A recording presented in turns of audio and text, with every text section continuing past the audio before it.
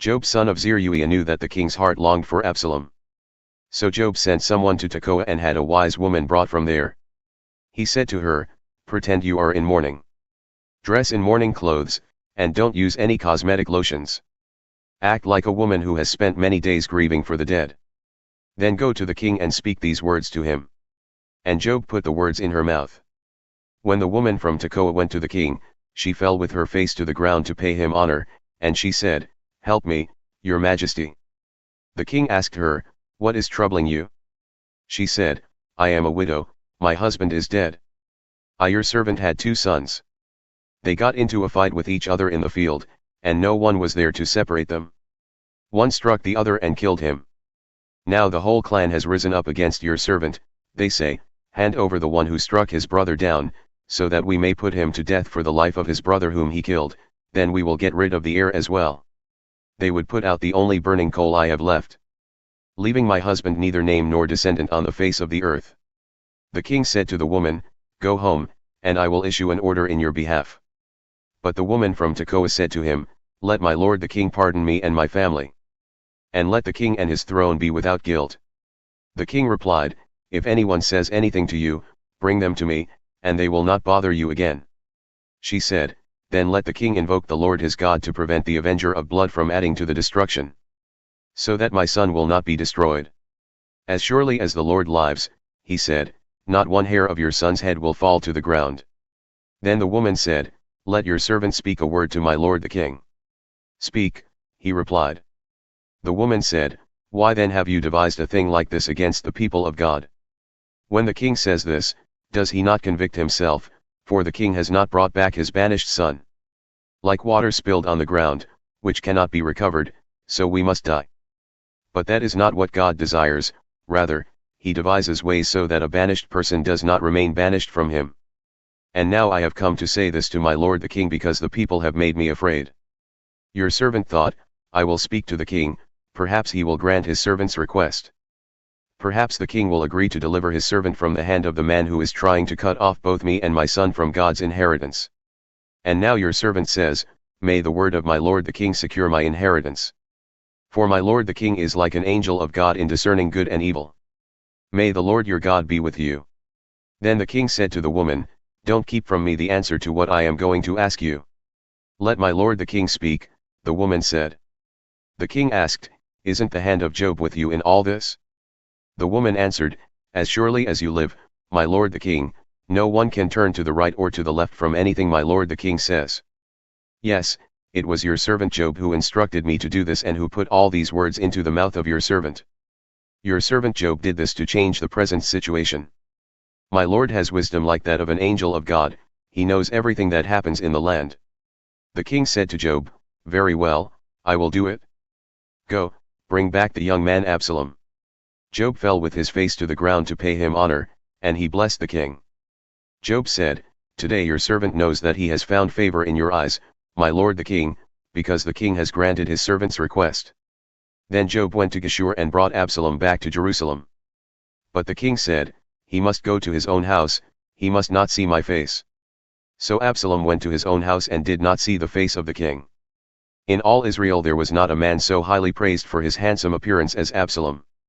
From the top of his head to the sole of his foot there was no blemish in him. Whenever he cut the hair of his head, he used to cut his hair once a year because it became too heavy for him, he would weigh it, and its weight was 200 shekels by the royal standard. 3 sons and a daughter were born to Absalom. His daughter's name was Tamar, and she became a beautiful woman. Absalom lived 2 years in Jerusalem without seeing the king's face. Then Absalom sent for Joab in order to send him to the king, but Joab refused to come to him. So he sent a second time, but he refused to come. Then he said to his servants, "Look, Joab's field is next to mine, and he has barley there. Go and set it on fire." So Absalom's servants set the field on fire. Then Joab did go to Absalom's house, and he said to him, "Why have your servants set my field on fire?" Absalom said to Joab, "Look, I sent word to you and said, 'Come here so I can send you to the king to ask, why have I come from Geshur? It would be better for me if I were still there. Now then, I want to see the king's face, and if I am guilty of anything, let him put me to death." So Joab went to the king and told him this. Then the king summoned Absalom, and he came in and bowed down with his face to the ground before the king. And the king kissed Absalom. In the course of time, Absalom provided himself with a chariot and horses and with 50 men to run ahead of him. He would get up early and stand by the side of the road leading to the city gate. Whenever anyone came with a complaint to be placed before the king for a decision, Absalom would call out to him, "What town are you from?" He would answer, "Your servant is from one of the tribes of Israel." Then Absalom would say to him, "Look, your claims are valid and proper, but there is no representative of the king to hear you." And Absalom would add, "If only I were appointed judge in the land. Then everyone who has a complaint or case could come to me and I would see that they receive justice." Also, whenever anyone approached him to bow down before him, Absalom would reach out his hand, take hold of him and kiss him. Absalom behaved in this way toward all the Israelites who came to the king asking for justice, and so he stole the hearts of the people of Israel. At the end of 4 years, Absalom said to the king, "Let me go to Hebron and fulfill a vow I made to the Lord. While your servant was living at Geshur in Aram, I made this vow, if the Lord takes me back to Jerusalem, I will worship the Lord in Hebron." The king said to him, "Go in peace." So he went to Hebron. Then Absalom sent secret messengers throughout the tribes of Israel to say, "As soon as you hear the sound of the trumpets, then say, Absalom is king in Hebron." 200 men from Jerusalem had accompanied Absalom. They had been invited as guests and went quite innocently, knowing nothing about the matter. While Absalom was offering sacrifices, he also sent for Ahithophel the Gilonite, David's counselor, to come from Gilo, his hometown. And so the conspiracy gained strength, and Absalom's following kept on increasing. A messenger came and told David, "The hearts of the people of Israel are with Absalom." Then David said to all his officials who were with him in Jerusalem, "Come. We must flee, or none of us will escape from Absalom. We must leave immediately, or he will move quickly to overtake us and bring ruin on us and put the city to the sword." The king's officials answered him, "Your servants are ready to do whatever our lord the king chooses." The king set out, with his entire household following him, but he left 10 concubines to take care of the palace. So the king set out, with all the people following him, and they halted at the edge of the city. All his men marched past him, along with all the Kerethites and Pelethites, and all the 600 Gittites who had accompanied him from Gath marched before the king. The king said to Ittai the Gittite, "Why should you come along with us? Go back and stay with King Absalom. You are a foreigner, an exile from your homeland. You came only yesterday. And today shall I make you wander about with us, when I do not know where I am going? Go back, and take your people with you. May the Lord show you kindness and faithfulness."